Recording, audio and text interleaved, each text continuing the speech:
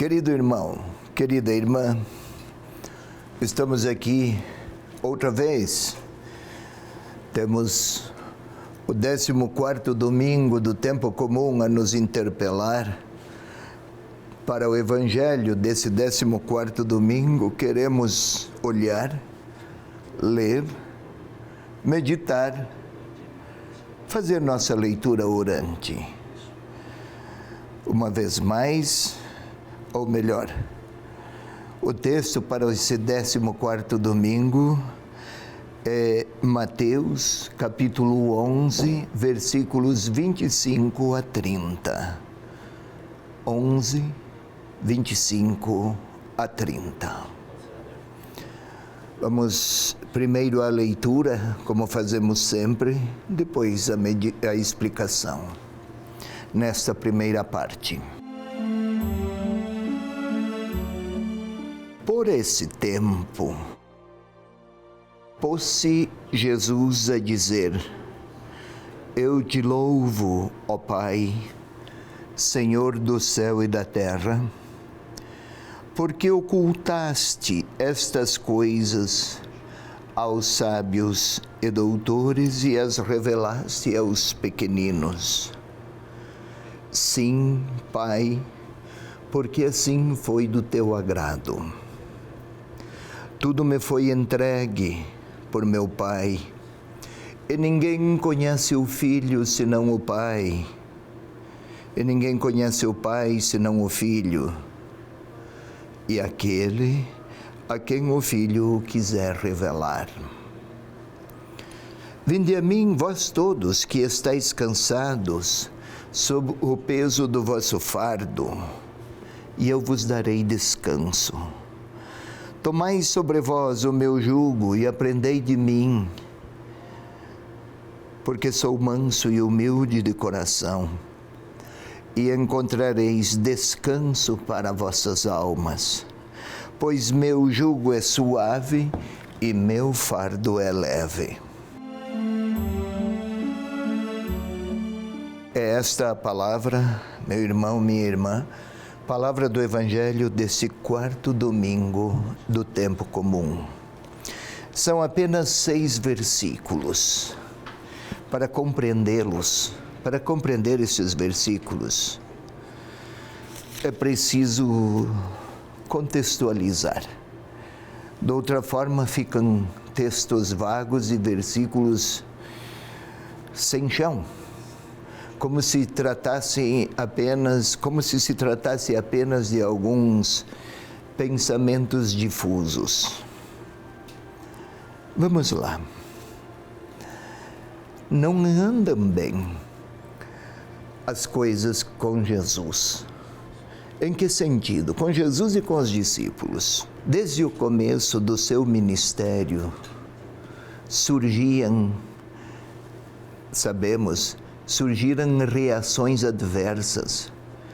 Começamos com os fariseus, com os escribas, e as multidões, por outro lado, se encantavam e se maravilhavam.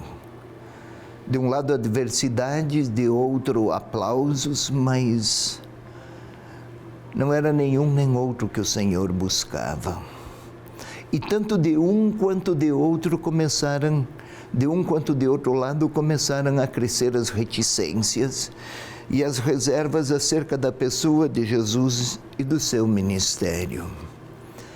Da parte dos fariseus e dos escribas, a reação e a contraposição a Jesus era porque ele não observava todas as leis religiosas.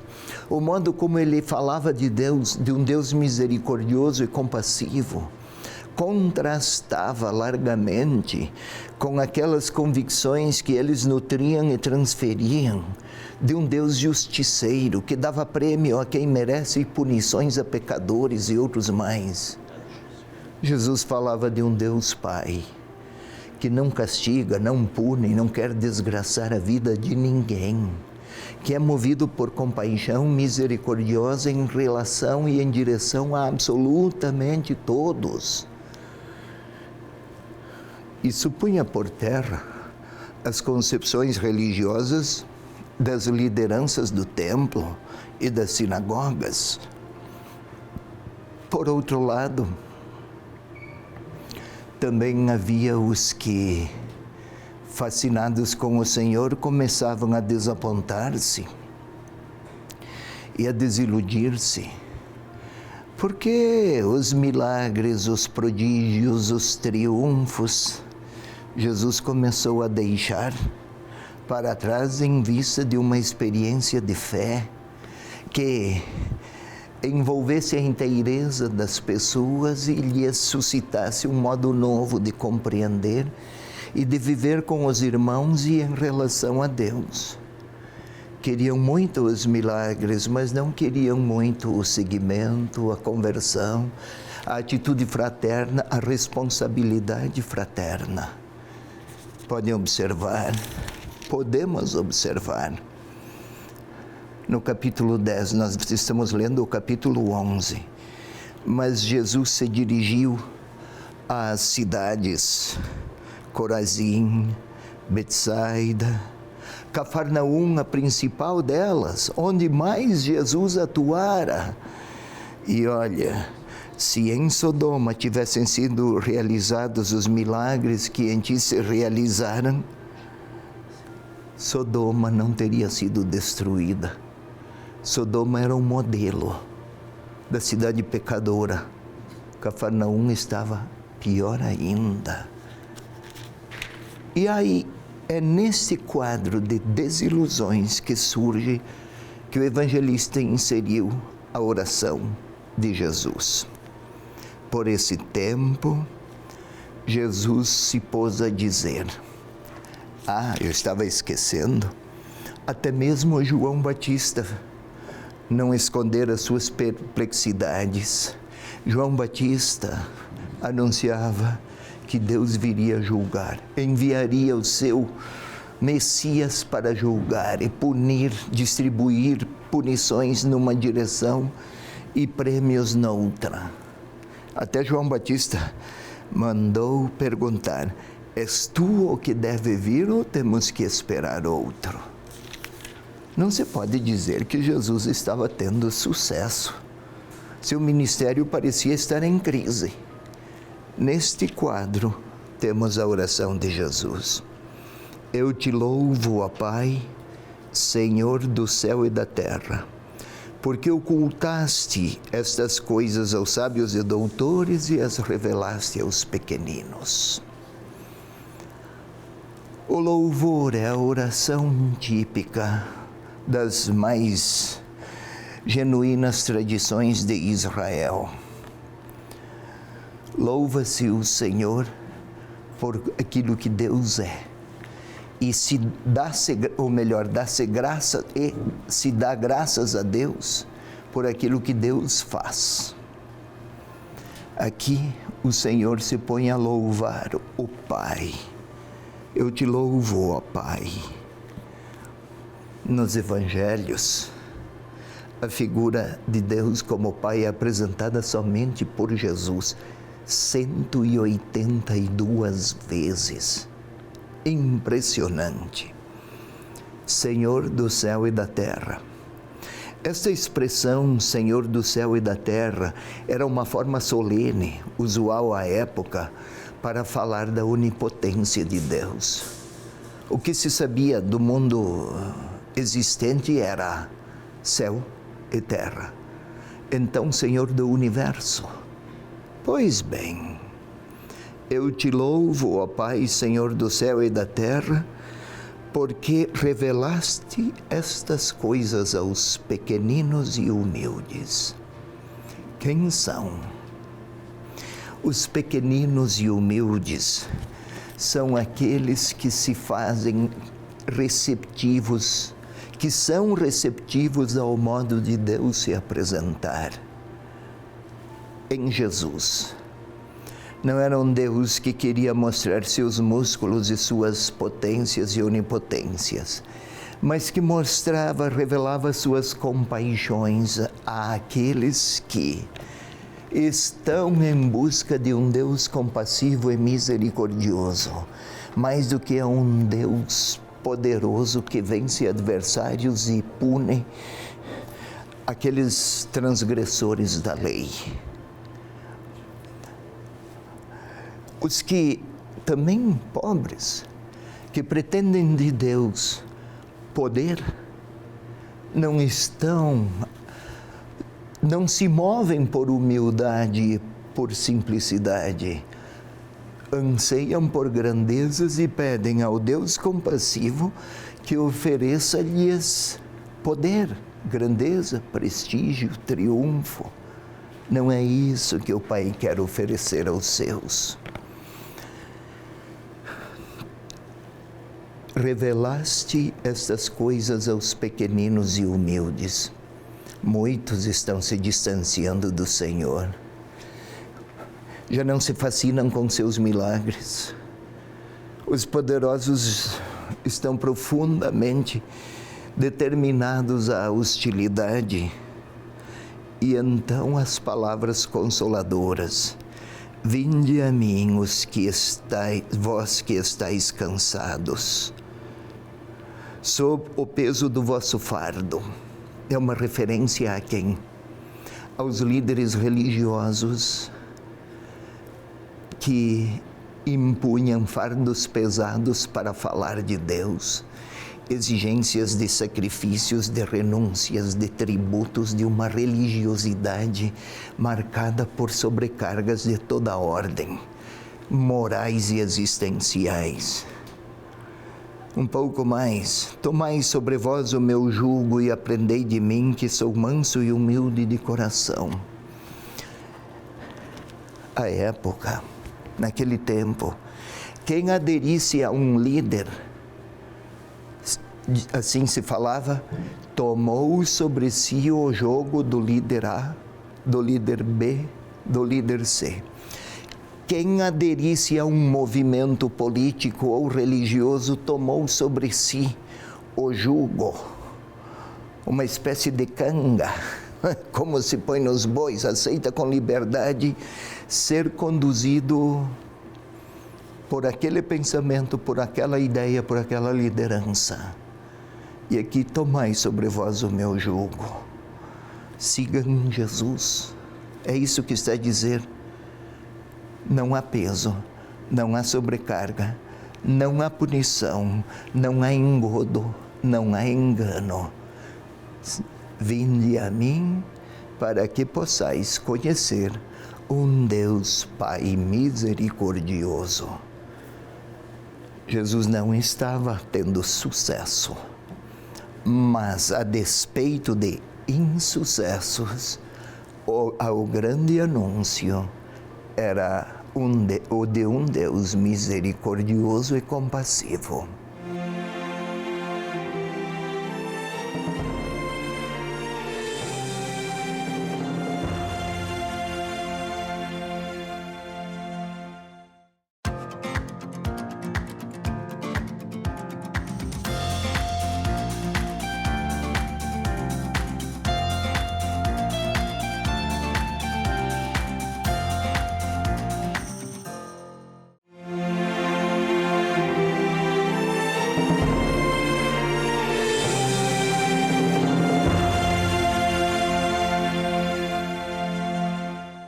Vamos agora, meu irmão, minha irmã, para a segunda parte da leitura orante desse domingo, 9 de julho, Mateus 11, 25 a 30.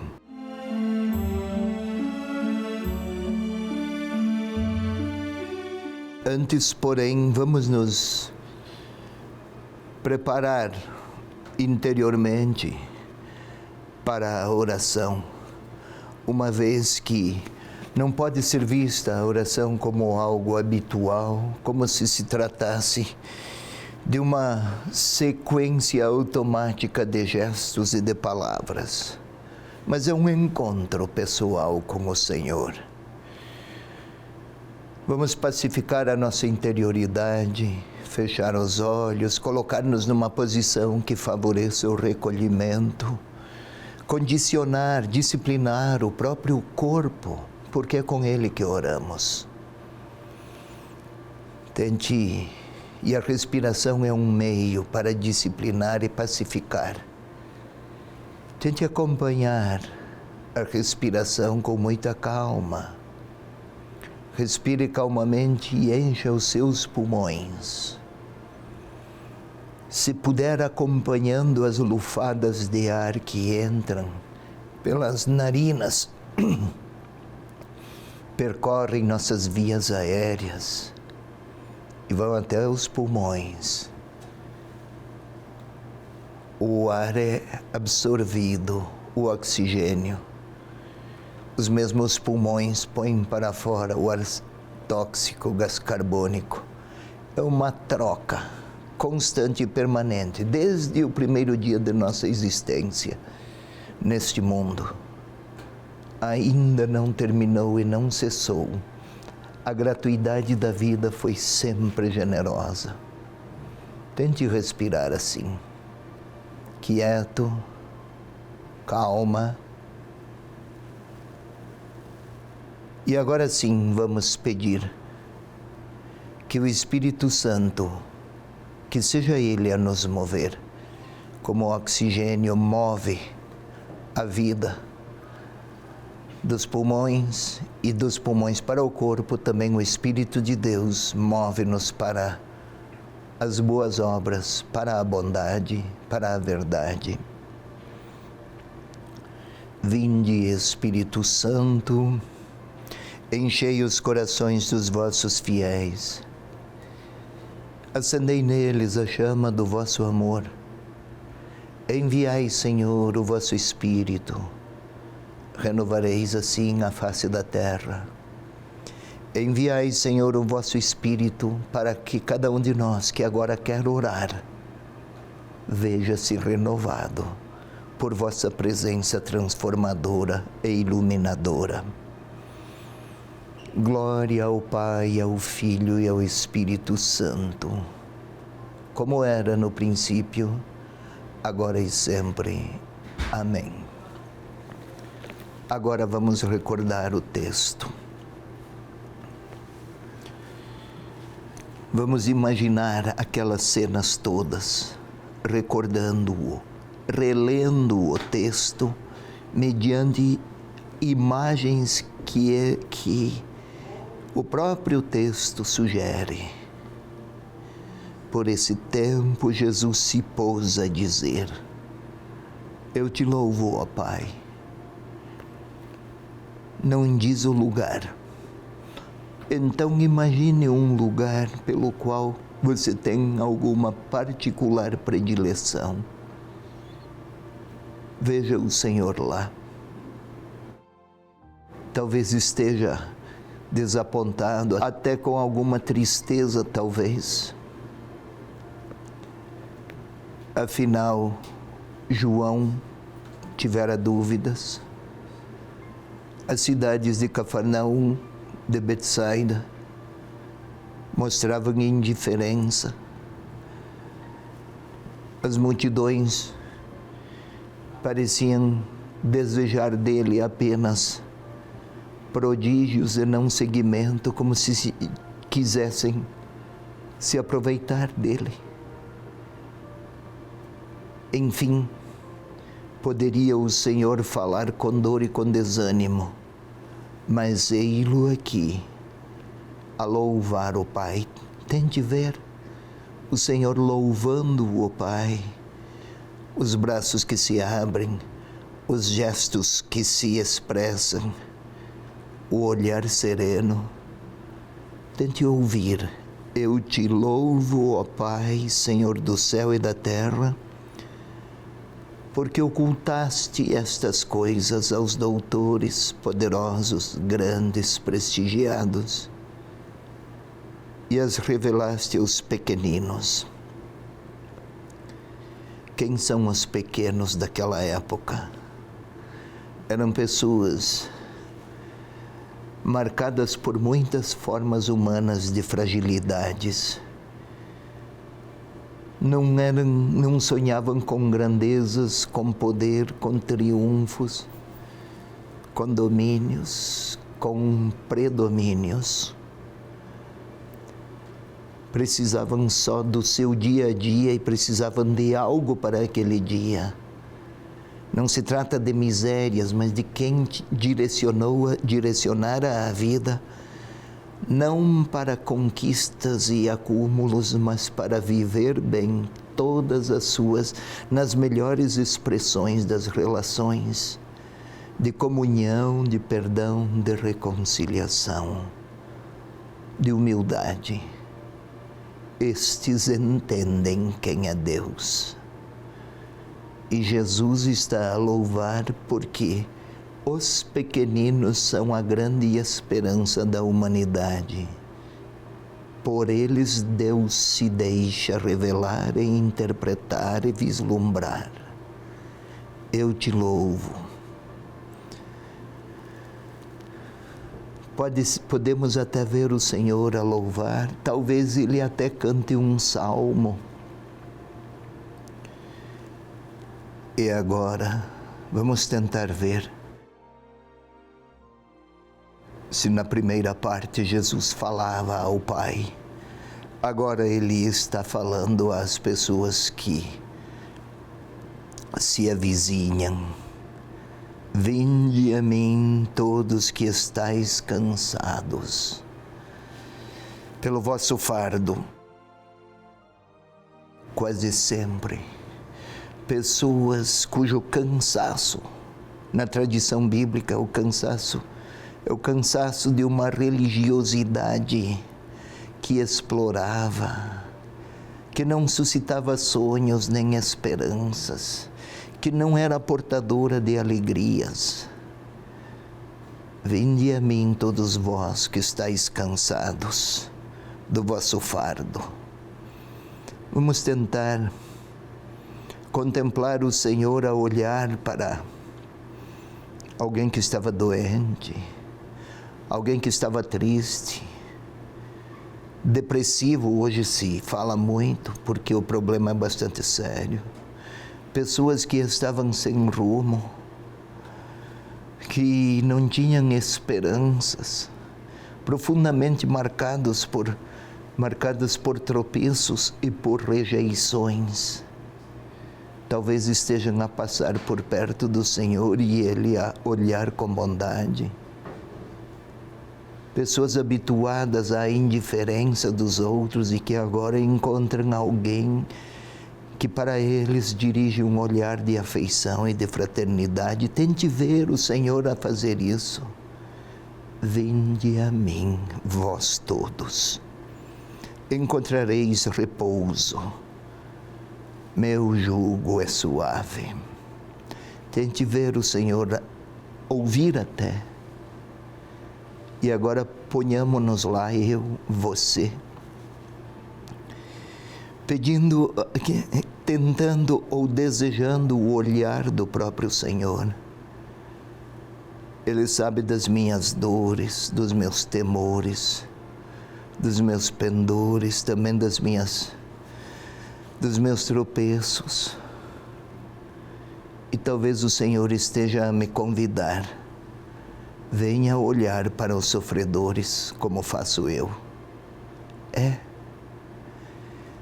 Talvez o Senhor esteja a precisar dos meus olhos, dos meus apreços e das minhas aproximações aos sofridos.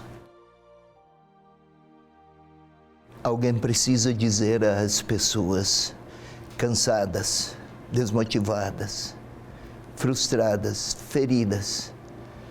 Alguém precisa dizer a elas que o Senhor quer olhar. Para elas quer olhar, oferecendo-lhes um sentido até para a dor. Talvez o Senhor esteja a perguntar para mim. Eu posso vê-lo, imaginá-lo, a perguntar sobre fulano, beltrana, cicrano. Talvez ele conheça até o nome. Eu conheço. Cada um de nós sabe pessoas que conhecemos e que estão a sofrer, que atravessam dias difíceis, que experimentam amarguras, sem perguntar pela causa. Pode ser até pelos pecados delas, mas por outras razões também. Mas o Senhor gostaria que eu me aproximasse delas para falar dos consolos que Ele tem a oferecer, as esperanças que quer suscitar, o amor que quer comunicar a quem o sente longe, distante. Eu conheço, eu posso recordar agora, posso falar ao Senhor delas, e talvez o Senhor queira falar delas para mim. Talvez Ele esteja a pedir para ir até lá, pronunciar estas mesmas palavras a quem não sabe onde Deus pode ser encontrado. O que eu vou falar ao Senhor, ante o seu olhar interpelativo, é a hora da minha palavra orante e do meu propósito.